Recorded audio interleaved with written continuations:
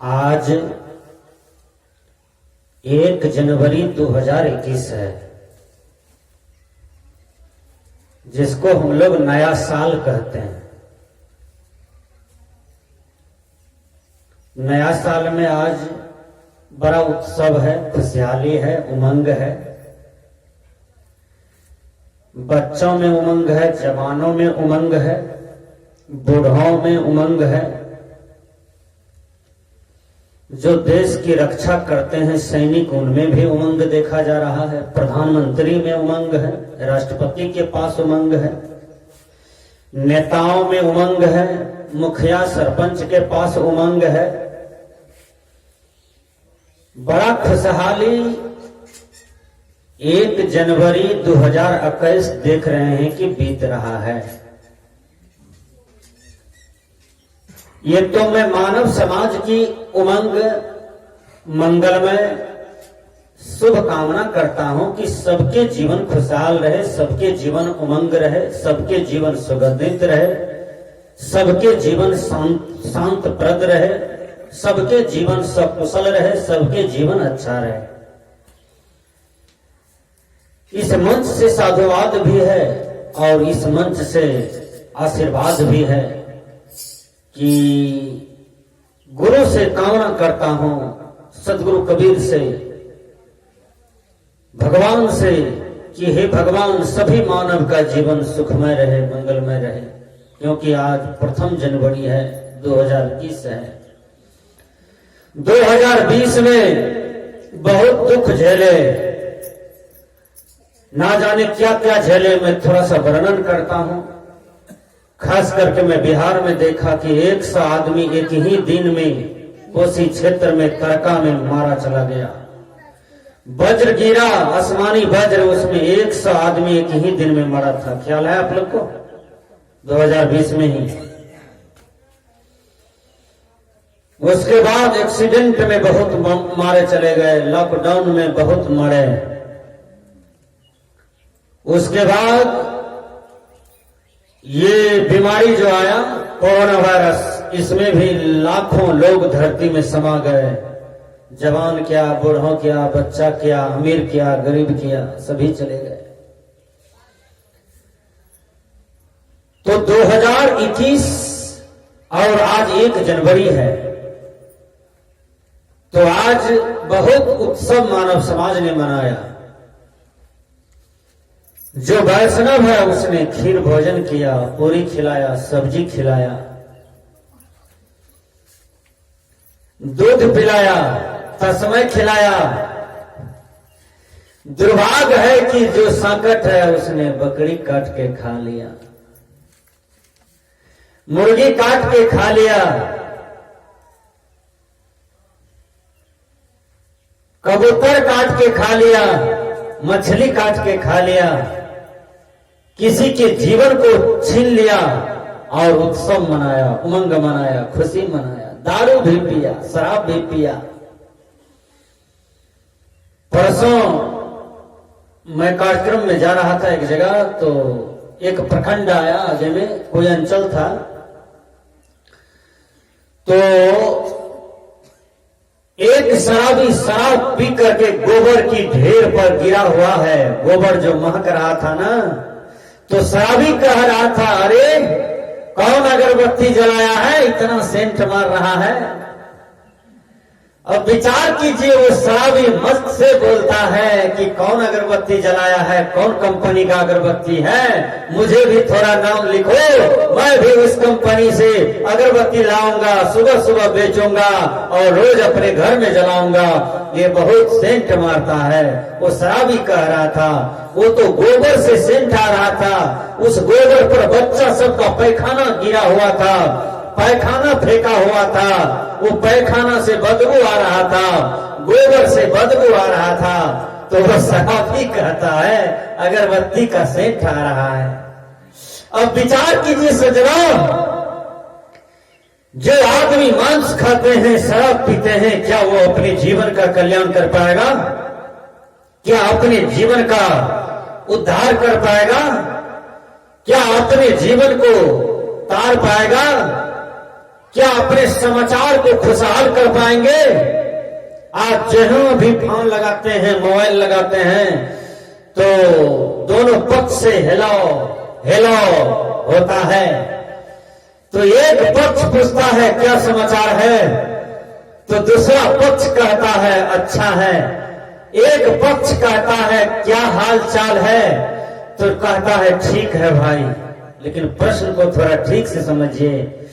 जो कहते हैं क्या हाल है, क्या चाल है, तो हाल के अनुसार, चाल के अनुसार हाल होता है, चाल के अनुसार हाल होता है। चाल मनुष्य का कैसा हो, जैसा चाल मां सबरी का था, जैसा चाल मां मीरा का था, जैसा चाल बाबा मिही का था, दादू साहेब का था, तुलसी साहेब का था, भगवान बुद्ध का था, संत सम्राट सदगुरु कबीर का था, वही चाल में अपना चाल को जोड़ना चाहिए। वो महापुरुष जहां पहुंचे हैं, आप भी एक दिन वहीं पहुंच जाएंगे जहां वो महापुरुष पहुंचे हैं। संस्कृत के विद्वान ने कहा, महाजनों एन गता सपान था। जिन रास्ते से महापुरुष चले हैं, उस रास्ते का अनुसरण करना चाहिए। और विचार कीजिए, मानव जीवन का चरम परम लक्ष्य है शांति प्राप्त करना। शांति कहां मिलेगी, तो शांति सत्संग में मिलेगा, साधना करने से मिलेगा, ध्यान करने से मिलेगा, गुरु के वचन सुनने से मिलेगा, गुरु के वचन जीवन में चरितार्थ करने से मिलेगा। गुरु के वचन हम कितनों सुन ले, यदि उसको अपने जीवन में नहीं भजावे, उसको अपने जीवन में अमल नहीं करे, तो विचार कीजिए कोई फायदा नहीं होगा। जिंदगी भर बोलते रहे सब संतन की बड़ी बलिहारी, लोगों की शिकायत करें, निंदा करें, झूठ बोलें, कपट करें, अहंकार करें, चोरी करें, दूसरे की बहु बेटियों पर गलत नजर रखें, पर पुरुषों पर गलत नजर रखें, कोई सब संतन की बड़ी बलिहारी काम नहीं कर पाएगा। दुनिया में नरक जाने से कोई गुरु, कोई परमात्मा नहीं बचा पाएंगे। विचार कीजिए, सुधार होना चाहिए आदमी के कर्मों का। गीत भजन से सुधार नहीं होने वाला है, सुधार तो कर्म से होता है। यदि हमारा कर्म बुरा है, उनका मैं सुधार किया हूं, तो अवश्य ही उद्धार होगा। भगवान कृष्ण ने गीता में अर्जुन को समझाया कि हे अर्जुन, मनुष्य का उद्धार, मनुष्य का पतन उनके हाथ में है।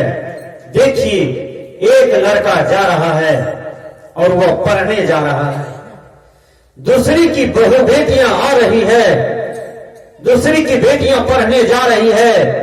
वो लड़का अच्छा है, वो लड़का कहता है मेरी बहनें पढ़ने जा रही है। देखिए, वो लड़का का दृष्टि कितना बढ़िया है। वो लड़का कहता है मेरी बहनें पढ़ने जा रही है। उसी के साथ में एक और लड़का है जो चंचल स्वभाव का है, मनमानी चाल चलता है, शराब पीता है, दिन भर जर्दा खाता है, दिन भर गाली बकता है, दिन भर दारू पीता है, वो भी पढ़ने जाता है। वो लड़का कहता है कि ये लड़कियां पढ़ने क्या जाएगी, ये लड़कियां तो मुझे ही आंख मारने आ रही है, और लगता है कि ये लड़कियां से हम लव करेंगे तो उसमें मुझे फायदा मिलेगा। विचार कीजिएगा, जो जवानी में अपने मन को नहीं साध पाता है, वो अनेकों जगह मार खाते हैं, अनेकों जगह अपमान सहते हैं। आपने देखा होगा, कोई भाभी को बहू बनाता है, कोई भाभी को पत्नी बना लेता है, कोई भैंसे अपने भावों के साथ गलत व्यवहार कर बैठता है, लेकिन समाज में मस्तक उठा के नहीं चल पाता है, उसका मस्तक गिर जाता है। पर नारी पर जो गलत व्यवहार रखता है, गलत दृष्टि रखता है, समाज में एक दिन उसका मस्तक गिर जाता है। और एक बात याद रखिएगा, बुरा कर्म कभी नहीं छिपता है। बुरा कर्म चाहे दुनिया की किसी भी कोना में बैठ करके करें, वह कभी नहीं छिपता है, वह सबके नजर में एक दिन चला आता है। इसलिए दूसरे की बहु बेटियों के साथ कभी भी गलत संबंध, नाजायज संबंध किसी भी आदमी को नहीं करना चाहिए। इससे आपका मानव जीवन बिगड़ जाता है, मानव जीवन खराब हो जाता है और आपका मान सम्मान भी मिट्टी हो जाता है। कोई आपको बैठने के लिए भी नहीं कहेगा। इसलिए मनुष्य की सबसे बड़ी संपत्ति है उनका चरित्र, उनका आचरण। चरित्र रूपी संपत्ति की रक्षा करें, आचरण रूपी संपत्ति की रक्षा करें। मैं बता देता हूं, रावण ब्रह्मा जी को जीत लिए, जीते थे। रावण विष्णु भगवान को भी जीत लिए, महादेव को जीत लिए, लक्ष्मी को जीत लिया, सरस्वती को जीत लिया है। रावण सभी देवी देवता को जीत लिया, लेकिन रावण अपने मन को नहीं जीत पाया। रावण का क्या दुर्दशा हुआ, जो रावण समुच्चा दुनिया की वैभव को जीत लिया, अपने मन को नहीं जीत पाया। वो रावण सीता की सुंदरता में पागल हो जाता है। वो रावण पर स्त्री को हरण करता है, उसको अपनी पत्नी बनाने का प्रयास करता है। उस रावण का कितना बड़ा पतन हुआ, विचार कीजिए। वह रावण का ऐसा पतन हुआ, 1 लाख पोता 1.25 लाख नाती जले न रावण के मकान पर, न दीपक न बाती, सभी मारे चले गए। विचार कीजिए। तो मन ही पतन का कारण है, हे अर्जुन, मन ही उद्धार का कारण है। जो अपने मन को जीत लेता है उसका उद्धार होता है, उसी का भव पार होता है। वही सच्चा साधक है, वही वीर है, वही मर्द है। उसी को बाबा मिही कहते हैं, आओ वीरों मर्द बनो, जेल तुम्हें तजना होगा। जो विषय रूपी जेल को तज देता है, विषय रूपी जेल को त्याग कर देता है, वो मर्द हो जाता है, वो उत्तम साधक हो जाता है। इसलिए हमने कहा मनुष्य 3 स्तर में चलता है, प्रकृति, विकृति और संस्कृति। जो प्रकृति में चलता है वह मानव कहलाता है। मानव शरीर में है, वह मानव कहलाता है। मानव शरीर में है, मानव कहलाता है। जो विकृति में चलता है वही मानव शरीर में मानव है, वह दानव कहलाता है। मानव का पहचान, दानव का पहचान यह शरीर में ही होता है। वह शरीर है मानव का। दानव बैल नहीं बनता है, दानव बाघ नहीं बनता है, दानव भूत प्रेत नहीं बनता है। दानव यदि कोई बनता है तो उसका नाम है मानव। दानव कौन है, उसका फर्क है। एक छोड़ी भियन सिन्हा है पूर्णिया में, डॉक्टर सबको जानते हैं उसका नाम। भियन सिन्हा छोड़ी का प्रयोग पेट में करता है, आदमी की पत्थरी निकाल देता है। 56 पत्थरी निकाला, आदमी स्वस्थ हो गया, आदमी जीवित घर लौटता है, हंसते हंसते घर लौटता है और भियन सिन्हा को धन्यवाद देता है कि डॉक्टर साहब आपने मेरे प्राण को बचा लिया। डॉक्टर साहब छुरी का ही प्रयोग किया था पेट में, विचार कीजिए। और वही छुरी का प्रयोग एक लड़का चौक पर करता है, किसी मनुष्य के पेट में। आदमी वृंदावन बिहारी लाल हो जाता है, आदमी मर जाता है, आदमी डेट कर जाता है और 10 कोस पूर्व पश्चिम उत्तर दक्षिण फैलता है कि एक आदमी का मर्डर हो गया है और पूरा समाज थर्रा उठता है, कांप उठता है। भैया रास्ता लोग छोड़ देता है जहां मर्डर होता है, पुलिस प्रशासन के लोग जमजम करता है, वहां चौकीदार को रख दिया जाता है, रास्ता भयावह हो जाता है। लेकिन एक आदमी यदि दूसरे आदमी को मार देता है वह रास्ता भी डरावना हो जाता है, होता है। विचार कीजिए, एक छुरी डॉक्टर के पास गया, डॉक्टर बढ़िया से इस्तेमाल किया, आदमी को जीवन मिल गया। और एक छुरी कोई लड़का प्रयोग करता है, आदमी मर जाता है, आदमी वृंदावन बिहारी लाल हो जाता है। यही है देवता का पहचान, यही है दानव का पहचान। विचार कीजिएगा, इसी मनुष्य शरीर में कोई देवता है, इसी मनुष्य शरीर में कोई दानव है। देवता कौन है? जो सत्संग करते हैं, स्पष्ट बात, जो ध्यान करते हैं, साधना करते हैं, जो दूसरे मनुष्य की बेटी का ब्याह करवाते हैं, जो गरीब को जमीन देते हैं बसने के लिए, जो गरीब को रोटी देते हैं, जो गरीब का घर बनवाते हैं, जो संत महात्माओं को दान करते हैं, वही देवता है, वही समाज का ज्ञानी पुरुष है, वही समाज का महान पुरुष है। जो संत महात्मा को भी आदर करते हैं, संत महात्मा के चरणों में गिर करके दीक्षा भजन वेद लेकर के अपने जीवन का कल्याण करते हैं और दूसरे मानव समाज को भी बनाने का प्रयास करते हैं, यही देवता का पहचान है। विचार कीजिएगा। तो देवता जंगल में नहीं होता, देवता आकाश में नहीं होता, देवता आकाश के ऊपर में नहीं रहता। यही मानव समाज में देवत्व का और दानवत्व का उदय है, वो है इसी मानव शरीर में। इसलिए जो प्रकृति में जीता है उसको मानव कहा जाता है, जो विकृति में जीता है वो दानव कहलाता है। दानव का आहार क्या है?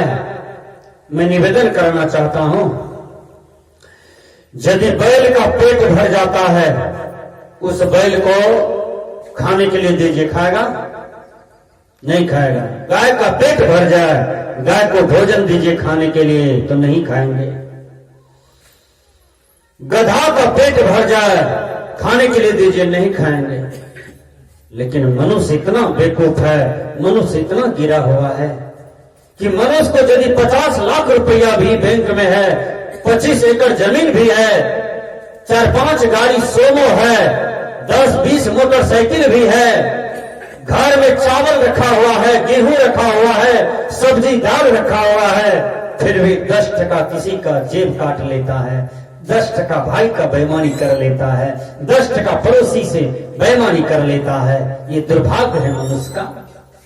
पशु का जब पेट भर जाता है तो पशु चिंता नहीं करता है, लेकिन ये मनुष्य चिंता करते करते गाल को बैठा देता है, चिंता करते करते गलत कर्म करने लगता है। जो धन का ज्यादा चिंतन करता है, धनवान होना चाहता है, धनवान बनना चाहता है, तो अपने परिश्रम से बने, पसीना चुआ करके धन कमावे, तो वह धन की आयु होती है, वह धन लंबा काल तक जाता है। लेकिन जो धन भाई का हक मार करके लिया जाता है, जो धन पड़ोसी को, समाज के लोगों को तन तबाह करके लिया जाता है, वो धन की आयु नहीं होता है। एक सूरदास था, ध्यान से सुनिए। सूरदास बेचारा लेटरिंग जाता था तो लेटरिंग पैर में लग जाता था, पंछोहा में दिक्कत, कपड़ा में लग जाता था। सूरदास कहीं लघु शंका जा रहा है, आधा लघु शंका पैर पर गिर जाता था, आधा लघु शंका हुआ, आधा कपड़ा पर पड़ जाता था। ये घिरना देख करके समाज के लोगों को दया आ जाता है। सूरदास तो कोई सेवा नहीं करते हैं, सूरदास भोजन के लिए भी तरस रहा था, सूरदास अनेकों दुख झेल रहे थे। विचार करना होगा। पूरे समाज के लोगों ने भगवान से निवेदन किया, गुरु से निवेदन किया, हे गुरुदेव, ये सूरदास को किसी तरह से यदि आंख चले आवे तो हम लोग आपको सत्संग कराएंगे, अष्टजाम कराएंगे, सत्यनारायण भगवान का पूजा करेंगे। पूरा समाज के लोगों ने आशीष मांगा सूरदास के लिए, सजना, तो विचार करना पड़ेगा। सूरदास को राजस्थान में ले गया, वहां ऑपरेशन हो जाता है और सूरदास का दोनों आंख लौट जाता है। सूरदास राजस्थान से जब आता है बिहार, तो सूरदास दोनों आंखें से देखने लगता है। सूरदास तो महागरीब था। समय आ गया पंचायत इलेक्शन, पंचायत इलेक्शन में सूरदास नॉमिनेशन दिया। पूरे समाज के लोगों ने कहा तुम मुखिया में नॉमिनेशन दे दो, नॉमिनेशन दिया। सूरदास पर सबको दया आ गया, तरस आ गया, सूरदास जीत गया। सूरदास मुखिया हो जाता है। जब मुखिया हुआ तो जिस समाज के लोगों की कृपा से मुखिया हुआ, आशीर्वाद से मुखिया हुआ, उसी समाज के लोगों को तंग तबाह करना शुरू कर दिया। उसी समाज के लोगों को धन हड़पना शुरू कर दिया। उसी समाज की बहू बेटियों के साथ रास्ते में, रात में दुर्व्यवहार करना शुरू कर दिया। मतलब पूरा पंचायत के लोग तंग तबाह हो गया सूरदास के दुर्व्यवहार से, गलत कर्म से डरावना हो गया समूचा पंचायत। अब विचार कीजिएगा, पूरे समाज के लोगों ने फिर भगवान से कहा, हे भगवान, ये सूरदास के जीवन की हम लोग कामना किए थे, और हे भगवान अब यह कामना है कि सूरदास, भले सूरदास था, बेकार इसको आंख हो गया, ये हम लोगों को बहुत तंग तबाह परेशान कर रहा है, दुख दे रहा है। फिर सूरदास हो गया। पूरा समाज के लोगों ने उसको गलत आशीर्वाद दिया, फिर से सूरदास हो जाता है। तो सजना, जो दानव का रूप लेता है, क्या उसका चरण पखारा जाएगा? बोलिए, जो दानव का रूप लेता है, कोई उसको प्रणाम करेगा? यदि करेगा तो डर से करेगा, लेकिन दिल से नहीं करेगा, श्रद्धा से नहीं करेगा, पूज्य की दृष्टि से कभी नहीं करेगा, दिल खोल के कभी नहीं करेगा। दिल खोल करके प्रणाम, नमस्कार, साहेब बंदगी, जय गुरु, ओम नमः शिवाय, वालेकुम सलाम, सलाम वालेकुम, दिल खोल करके उसको किया जाता है जो आचरण के अच्छे होते हैं, विचार के अच्छे होते हैं, साधना के अच्छे होते हैं, सब चीज से अच्छे होते हैं। उसको लोग अच्छा नमस्कार, अच्छा प्रणाम भी करते हैं, करना भी चाहिए। जब सुबह जगते हैं तो अपनी माँ को प्रणाम करें, पिता को प्रणाम करें, सुबह सुबह गुरु को प्रणाम करें। समाज में बड़े लोग रास्ते पैरे मिल जाए तो उन्हें भी नमन करें, और काम करें, अच्छा काम करेंगे, अच्छी रोटी मिलेगी, अच्छा मकान मिलेगा, अच्छा पैसा होगा, अच्छा ज्ञान बुद्धि होगा। अच्छी संगति करें। जो ताश खेलता है वहां अपने बाल बच्चा को न बैठने दें। जो ताश खेलता है वो अपना जीवन भी बर्बाद करता है। जो ताश खेलता है वहां पर कोई विद्यार्थी न जाए। ताश खेलने वाले के नजदीक बैठिएगा, धीरे धीरे गलत विचार, गलत बुद्धि हो जाएगा, और पढ़ना लिखना भी आपका गड़बड़ा जाएगा। इसलिए समय बर्बाद न करें, ताश न खेलें, न ताश वाले की संगति में बैठे। एक बात मैं बता देता हूं, युधिष्ठिर जी महाराज को ताश खेलने के लिए सिखा दिया मामा शकुनी ने। युधिष्ठिर महाराज कितना अच्छा था, कितना बढ़िया था, लेकिन एक दिन केवल बैठा ताश जुआ के पास युधिष्ठिर महाराज देखा